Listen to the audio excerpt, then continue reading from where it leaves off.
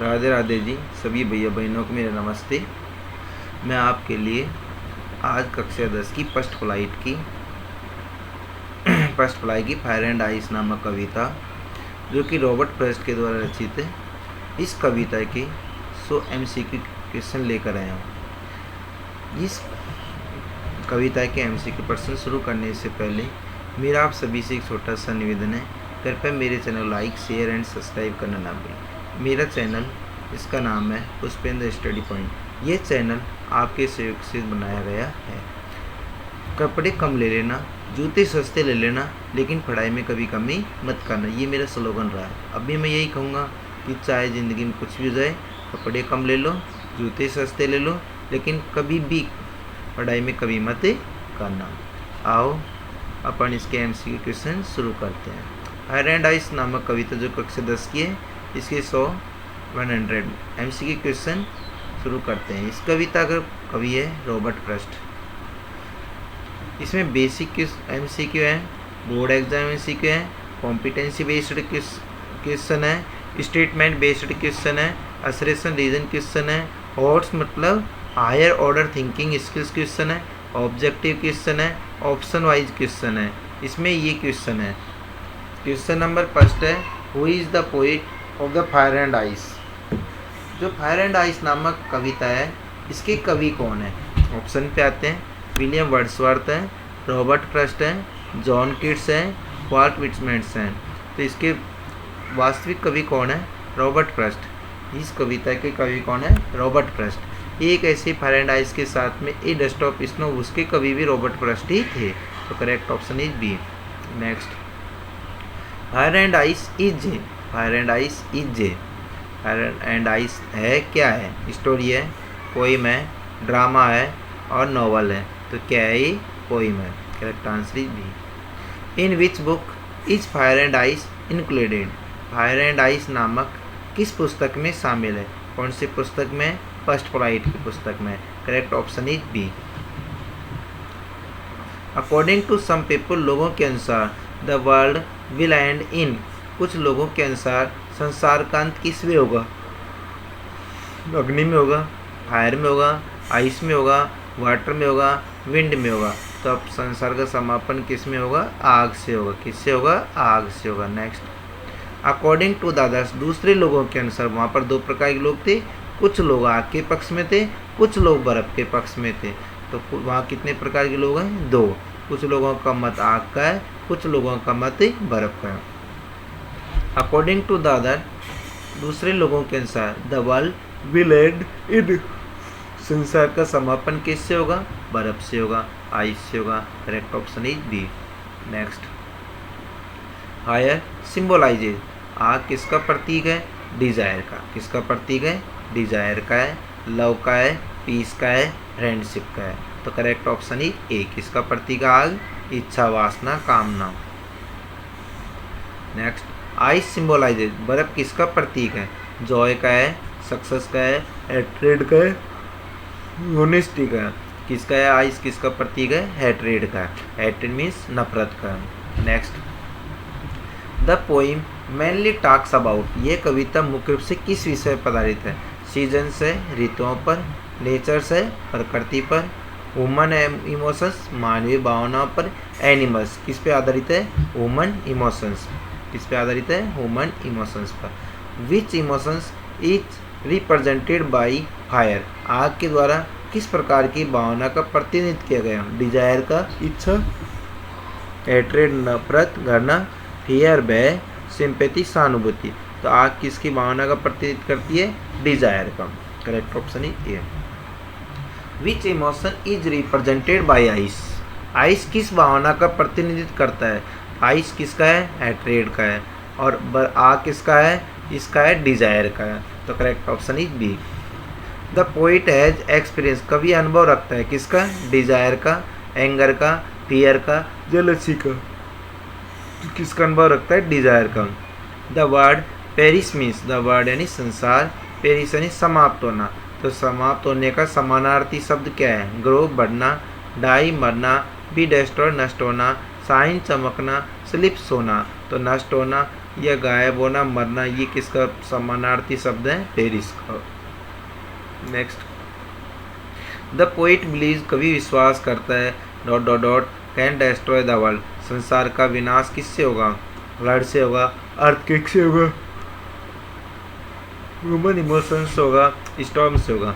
तो संसार का विनाश कौन कर सकता है? ह्यूमन इमोशंस, मानवीय भावनाएं। Correct option is C. The poem has lines, इस कविता में कुल कितनी पंक्तियां हैं? कितनी है? 9। Correct option is C. The rhyme scheme of the poem, कविता की तुकांत योजना क्या है? इस कविता में राइम स्कीम क्या है? A B, A B C, B C B. कविता की तुकांत योजना क्या है? इस कविता में rhyme scheme A B, A B C B. Correct option is C. Fire represent excessive, आग किसका अत्यधिक प्रतीक है? किसका है? डिजायर का, काइंडनेस का, विजडम का, ऑनेस्टी का। डिजायर मीन्स इच्छा का, काइंडनेस दयालुता का, विजडम बुद्धिमानी का, ऑनेस्ट ईमानदारी का। आग किसका प्रतीक हुआ? डिजायर का। Ice represents excessive, ice represents excessive, बर्फ अत्यधिक किसका प्रतीक है? हैट्रेड का। किसका है? हैट्रेड का। What type of poem is fire and ice, fire and ice नामक जो कविता है किस प्रकार की है? सिंबॉलिक है। विच literary device is mainly used in the title fire and ice, शीर्षक फायर एंड आइस कविता में मुख्य रूप से कौन से अलंकार का प्रयोग किया है? सिंबोलिज्म। कौन सा अलंकार काम में लिया है इसमें? फायर एंड आइस नामक कविता में सिंबोलिज्म, प्रतीकवाद, प्रतीकवाद। What is the central message of the poem, कविता का मुख्य संदेश क्या है? नेचर इज ब्यूटीफुल, प्रकृति सुंदर है। फायर इज डेंजरस, अग्नि खतरनाक होती है। Ice is stronger than fire, बर्फ आग से भी अत्यधिक शक्तिशाली है। D, uncontrolled desire and hatred can destroy the world, अनियंत्रित इच्छा और घृणा संसार का विनाश कर सकती है। तो इसमें यह पूरा सिंबोलिज्म ही है कि संसार का समापन मानवीय इच्छाओं से ही होगा। आग और बर्फ दोनों क्या है? मानवीय इच्छाओं के क्या है? सिंबल है। आग किसका प्रतीक है? डिजायर का। बर्फ किसका प्रतीक है? हैट्रेड का। तो correct option is D. What does the fire stand for in the poem, कविता में फायर किसका प्रतीक है? डिजायर का। What does ice symbolise in the poem, कविता में आइस किसका प्रतीक है? हैट्रेड का। The poem fire and ice is written in, fire and ice नामक कविता किन सी भाषा में लिखी गई है? इंग्लिश में।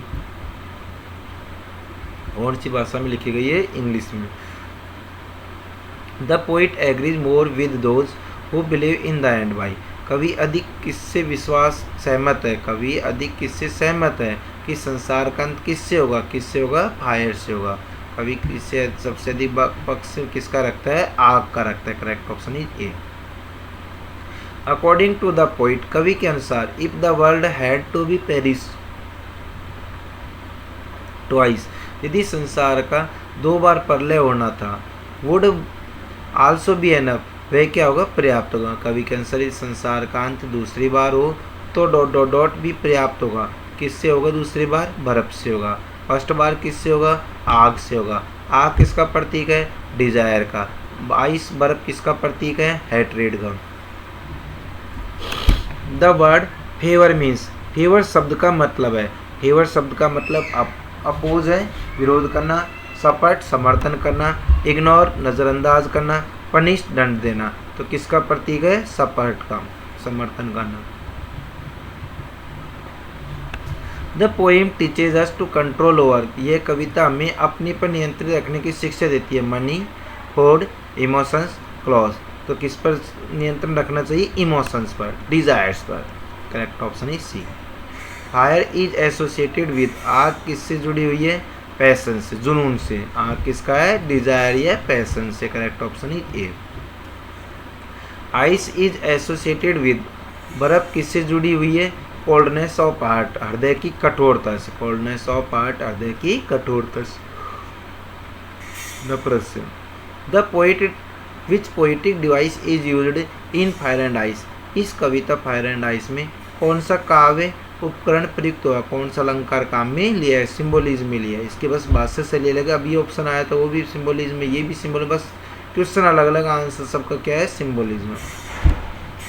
The poem gives importance to, ये कविता किस बात पर जोर देती है, वेल्थ पर, नेचर पर, ह्यूमन बिहेवियर पर और टेक्नोलॉजी पर। तो किस पर दबाव डालती है, ह्यूमन बिहेवियर, मानवीय व्यवहार पर। Which emotion is more dangerous according to the poet, कवि के अनुसार कौन सी भावना अधिक खतरनाक है, कौन सी भावना अधिक खतरनाक है। कवि ने दोनों भावनाओं को समान बताया, समकक्ष बताया, इक्वल बताया। कौन कौन सी, डिजायर एंड हेट्रेड, दोनों क्या है, बराबर की है। पहले संसार का समापन किससे होगा, आग से होगा। दूसरी बार होगा तो किससे होगा, बर्फ से होगा। तो दोनों क्या है, इक्वल है। तो अपना correct option is C. The poem is based on, यह कविता किस पर आधारित है, ह्यूमन साइकोलॉजी, मानवीय मनोविज्ञान। ह्यूमन साइकोलॉजी, मानवीय मनोविज्ञान, मतलब आदमी मानव के मनोमस्तिष्क पर है, इच्छाओं पर है, डिजायर पे है, मन में आए विचारों पर है। The poem is in length, ये कविता लंबाई में कैसी है, very long, long, short, epic, कैसी है, शॉर्ट है। What can destroy relationship according to the poem, कवि के अनुसार संबंधों को क्या नष्ट कर सकता है, वेल्थ, एजुकेशन, हैट्रेड, सक्सेस, क्या नष्ट कर सकता है, hatred. Which word in the poem means strong dislike, कविता में कौन सा शब्द तीव्र नापसंद करना का अर्थ देता है, डिजायर है, हेट है, फायर है, वर्ल्ड है। तो क्या है अपना correct option is B. The tone of the poem is, कविता का भाव या लहजा रहा है, कैसा रहा है, सीरियस एंड थॉट प्रोवोकिंग, गंभीर और विचार उत्तेजक। कैसा विचार रहा है, कविता का भाव कैसा रहा है, गंभीर और विचार उत्तेजक। Which poetic device is used in fire and ice as opposite ideas, fire और आइस विपरीत विचारों के रूप में किस अलंकार का प्रयोग किया गया है, एंथिथिस। एंथिथिस मतलब अलंकार है जिसमें दोनों विचार आपस में क्या होते हैं, विरोधाभास में होते हैं, दोनों साथ साथ आते हैं और दोनों में क्या पाया जाता है, विरोधाभास। ऐसी इस कविता वाला काल कौन सा था, सिंबोलिज्म, प्रतीकात्मक। The poet suggest that negative emotions should be, कवि के अनुसार नकारात्मक भावनाओं को क्या करना चाहिए, कंट्रोल्ड, नियंत्रण करना चाहिए। कवि के अनुसार हमें मानवीय भावनाओं पर नियंत्रण रखना चाहिए। What is the moral of the poem, कविता की शिक्षा क्या है, कविता की शिक्षा क्या है, uncontrolled desire and hatred can destroy individual as well as the whole world, अनियंत्रित इच्छा और घृणा व्यक्ति को पूरे संसार का विनाश कर सकती है। संसार का विनाश किससे होगा, मानवीय इच्छाओं से। मानव किस प्रकार की इच्छा है, दो प्रकार की। पहली इच्छा को किसका प्रतीक दिया है, फायर का। दूसरी इच्छा किसका प्रतीक होता है, बर्फ का। तो आग किसका है, डिजायर का। बर्फ किसका है, हैट्रेड का। Next, which word in the poem means wish और स्ट्रॉन्ग लॉन्गिंग, कविता में कौन सा शब्द प्रबल इच्छा का अर्थ देता है, desire. Correct option is A. The poem warns, ये कविता चेतावनी देती है अगेंस्ट के विरुद्ध, किसके विरुद्ध चेतावनी देती है, लेजीनेस का, पॉवर्टी का, अनकंट्रोल्ड इमोशंस का, फेल्योर का। तो किसका सीख देती है, हमें अनकंट्रोल्ड इमोशन के बारे में हमें सावधान रहने की सीख देती है कि हमें हमारी मानवीय इच्छाओं को लिमिट या सीमित रखनी चाहिए, नियंत्रण में रखनी चाहिए। Fire and ice is a poem about, fire and ice इस, ये कविता किस विषय पर आधारित है, ह्यूमन नेचर, मानव स्वभाव पर।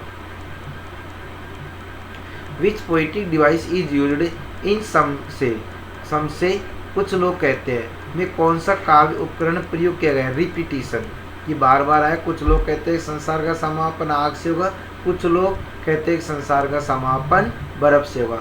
सम say the world will end someday, some say in ice, इस प्रकार की प्रथम लाइन और द्वितीय लाइन है इस कविता की, दूसरी लाइन है।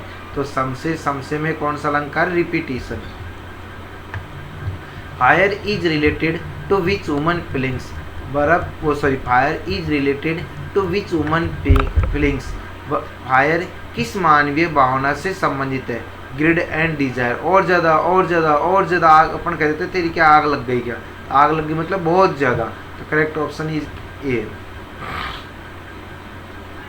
Ice is related to which human feelings, ice किस मानवीय भावना से संबंधित है? हैट्रेड एंड इंडिफरेंस, घृणा और उदासीनता। किस विषय संबंधित है? घृणा और उदासीनता से। Which quality can save the world according to the message of the poem? कविता के संदेश के अनुसार संसार को कौन सा गुण बचा सकता है? लव एंड सेल्फ कंट्रोल, प्रेम और आत्मनियंत्रण रखना ही हम हमारी भावनाओं को क्या करें? आत्मनियंत्रण रखें और दूसरों के प्रति प्रेम प्यार की भावना रखें, तो यह संसार बच सकता है, नहीं तो मानवीय भावनाओं के कारण यह संसार नष्ट होगा। द पोएम इज फेमस, कविता प्रसिद्ध है, बिकॉज ऑफ इट, किसके कारण? डीप मीनिंग, गहरा अर्थ के कारण, बहुत ज़्यादा गहरा संदेश के कारण यह कविता प्रसिद्ध है। The poem compares natural elements with, कविता प्राकृतिक तत्वों की तुलना किससे करती है? ह्यूमन इमोशंस, मानवीय भावनाओं से। Fire and ice is a poem, fire and ice कविता कैसी है? फिलोसॉफिकल, दार्शनिकता, यह हमें दार्शनिक तर्कवाद की ओर लेकर जाती है। एक्सट्रैक्ट बेस्ड एमसी क्वेश्चन है, इसमें देखो 2 लाइन दे रखी है, some say the world will end in fire, some say in ice, और कुछ लोग कहते हैं संसार का समापन आग से होगा, कुछ लोग कहते हैं संसार का समापन बर्फ से होगा। Who are some in the poem, इस कविता में सम कौन है? Different people with different opinion, अलग अलग मत रखने वाले, अलग अलग प्रकार के लोग हैं, अलग अलग मत रखने वाले, अलग अलग पक्ष रखने वाले, अलग अलग लोग हैं। Correct option is B. The word world here refers to, यहाँ वर्ल्ड शब्द किसका संकेत देता है? अर्थ ओनली, केवल पृथ्वी का। ह्यूमन सिविलाइजेशन एंड लाइफ, मानव सभ्यता और जीवन का। लाइफ किसका प्रतीक है? Human civilisation and life. Next, fire represents, यहाँ फायर किसका प्रतीक है? डिजायर का। फायर किसका प्रतीक है? डिजायर का। आइस रिप्रेजेंट्स, बर्फ किसका प्रतीक है? हैट्रेड का। Which figure of speech is mainly used in these lines, इन पंक्तियों में मुख्य रूप से कौन सा अलंकार का प्रयोग किया गया है? सिंबोलिज्म, प्रतीकात्मक। Vocabulary and poetic devices MC question देखो, पेरिस यानी समाप्त होना, बर्बाद होना, नष्ट होना, ध्वस्त होना, इसका समानार्थी शब्द का die and be destroy.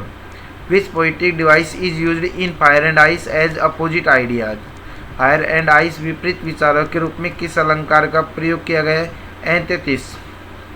Which poetic device is used because fire and ice represent ideas beyond their literal meaning, fire और आइस अपने वास्तविक अर्थ से आगे जाकर विचारों का प्रतिनिधित्व करते हैं। यह कौन सा काव्य उपकरण है? Symbolism. The main conflict in the poem is between, कविता का मुख्य संघर्ष किसके बीच में? डिजायर एंड हेट्रेड का। What is the poet's final message, कवि का अंतिम संदेश क्या है? Both uncontrolled desire and hatred are equally destroy, अनियंत्रित इच्छा और घृणा दोनों समान रूप से विनाशकारी हैं। Next, what kind of emotions are represented by fire and ice, fire and ice किस प्रकार की भावना का प्रतिनिधित्व करती है? Negative emotions. किस प्रकार की भावना प्रतिनिधित्व करती है? Negative emotions. The poem encourage us to develop, कविता में किस गुण को विकसित करने की प्रेरणा देती है? Self control, आत्मनियंत्रण।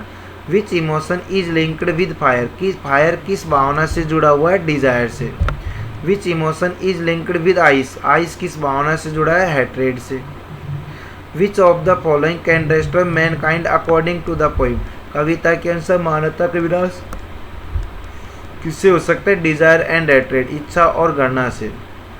The poem is best described as a, यह कविता किस प्रकार के? मॉरल एंड फिलोसॉफिकल पोएम, नैतिक और दार्शनिक कविता है।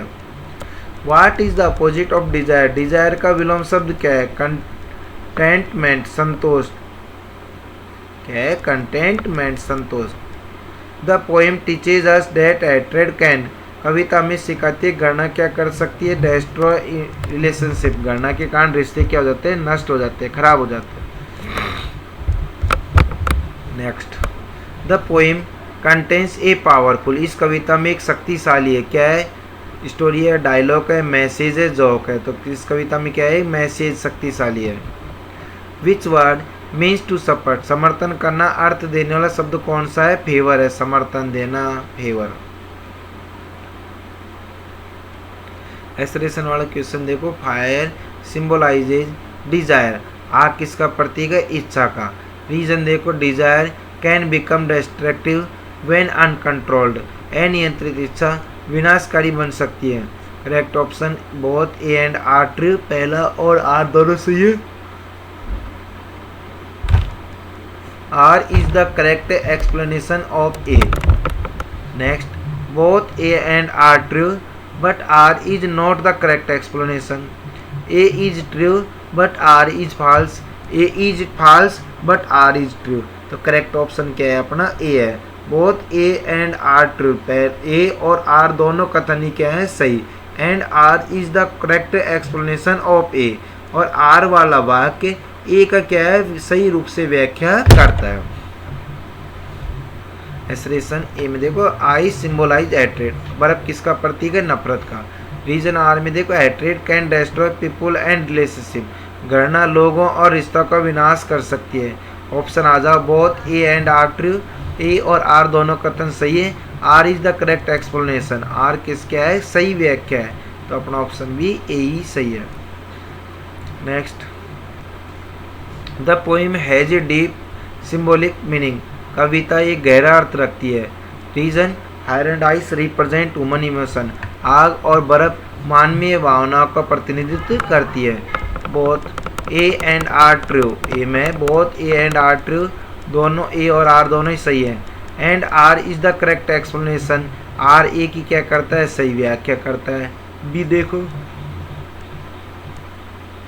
Both A and R true, A और आर दोनों कथन ही सही है, but R is not the correct explanation, लेकिन आर सही व्याख्या नहीं है। सी देखो, ए इज ट्रू, ए सही है, but R is false, R गलत है। A is false but R is true, A गलत है लेकिन आर क्या है? सही। तो करेक्ट ऑप्शन क्या हो जाएगा? Both A and R true, पहला ए हो जाएगा। ए कथन और बी कथन दोनों ही सही है। And R is the correct explanation, और आर क्या है? जो कि ए की क्या करता है? सही व्याख्या करता है।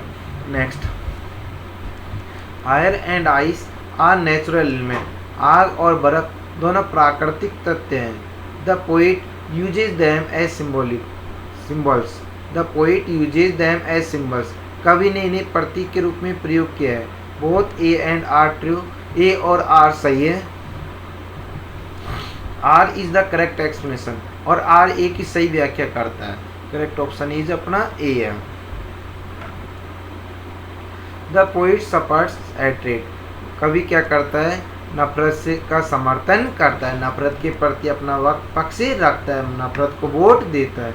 Reason R, hatred is powerful, लेकिन घृणा क्या है? शक्तिशाली है। Both A and R true, A और आर दोनों कथन ही सही है।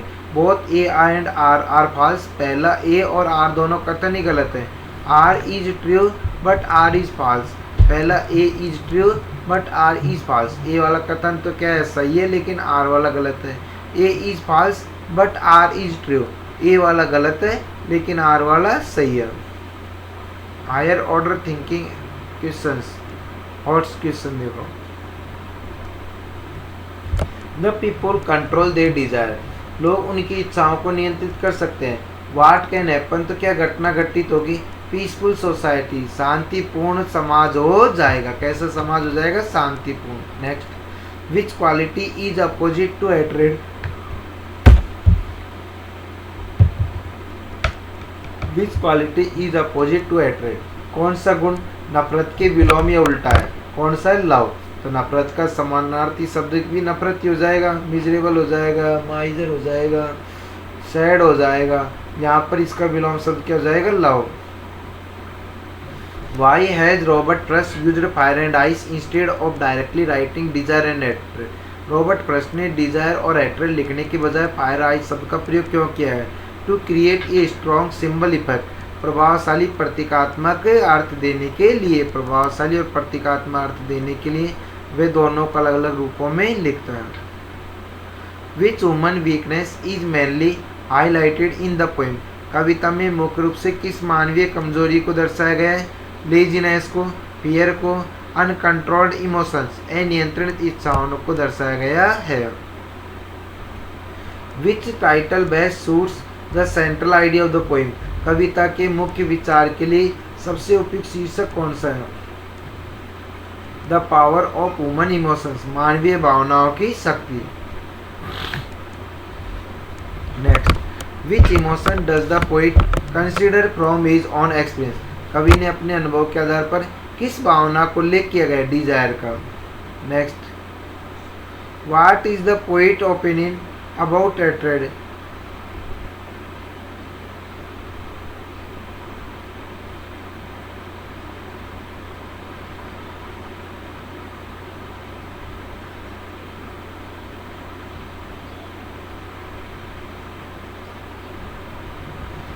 देखो, what is the poet's opinion about hatred, घृणा के बारे में कवि का क्या विचार है? इट इज हार्मलेस, ये हानि रहित है। इट शुड बी एनकरेज, इसे बढ़ावा देना चाहिए।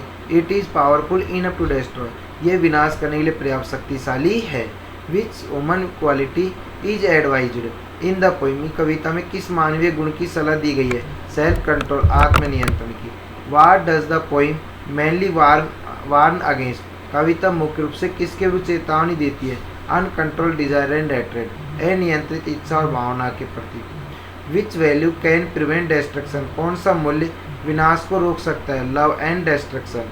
Fire and ice are examples of symbols, आग और बर्फ किसके उदाहरण है? बर्फ, वायु, सिम्बल्स, प्रतीक के। The poem inspires readers to, यह कविता पाठ को क्या करने की प्रेरणा देती है? कंट्रोल देयर इमोशंस, उनकी भावनाओं पर नियंत्रण रखने का एक संदेश देती है।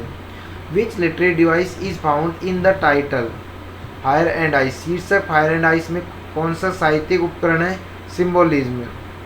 The poem is relevant even today, यह कविता आज भी प्रासंगिक है क्योंकि human emotions remain the same, मानवीय भावनाएं आज भी वैसी है। इसके कारण कविता वैसी प्रासंगिक है, मानवीय भावनाएं आज भी प्राचीन काल जैसी की जैसे बनी हुई है। The poem ends with the idea that, कविता का अंत इस विचार के साथ होता है, वो desire and hatred can destroy the world. Next, the central idea poem is, कविता का केंद्रीय विचार है, डिस्ट्रक्टिव ह्यूमन इमोशंस, मानवीय विनाशकारी भावनाएं। नेक्स्ट, फायर रिप्रेजेंट एक्सेसिव, आग अत्यधिक का प्रतीक है, डिजायर का। आइस रिप्रेजेंट एक्सेसिव, और बहुत ज़्यादा बर्फ किसका प्रतीक है? घृणा का। Which quality should we avoid according to the poem, कविता के अनुसार हमें किससे बचना चाहिए? हेट्रेड से बचना चाहिए। Which quality should we develop according to the poem, कविता के अनुसार हमें कौन सा गुण अपनाना चाहिए? सेल्फ कंट्रोल, हमें हमारी मानवीय भावनाओं पर नियंत्रण रखना चाहिए। Who has written fire and ice, fire and ice कविता किसने लिखी है? रॉबर्ट फ्रॉस्ट ने लिखी है। Next, fire and ice belongs to which class NCERT syllabus, fire and ice NCERT किस कक्षा के पाठ्यक्रम में? 10th क्लास के पाठ्यक्रम में। Which chapter is fire and ice in the first flight, first flight में फायर एंड आइस कौन सी कविता है? Second poem. पहली डस्ट ऑफ स्नो और दूसरी fire and ice. What lesson does the poem teach, कविता में क्या सिखाती है? कंट्रोल नेगेटिव इमोशंस, हमें हमारी नकारात्मक भावनाओं पर नियंत्रण रखना चाहिए। Next, which statement is correct about the poem, कविता के बारे में कौन सा कथन सही है? It is only about natural disaster, ये केवल प्राकृतिक आपदाओं के बारे में। It is only about fire, ये केवल आग के बारे में। It is only about ice, ये केवल बर्फ के बारे में। It uses fire and ice as symbols of destructive human emotions, ये फायर और आइस का प्रयोग विनाशकारी मानवीय भावना के प्रतीक के रूप में किया गया है। यही अपना करेक्ट आंसर है। Thank you very much. आप सभी से मेरे एक छोटा सा निवेदन है, कृपया मेरे चैनल को लाइक एंड सब्सक्राइब करना ना